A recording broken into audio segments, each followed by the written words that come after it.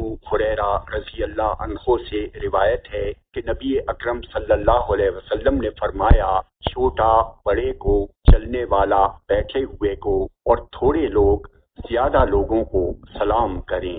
جامع ترمذی حدیث نمبر 2704۔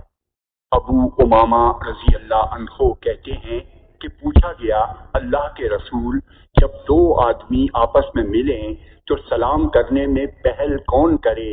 آپ نے فرمایا، ان دونوں میں سے جو اللہ کے زیادہ قریب ہے وہ پہل کرے گا۔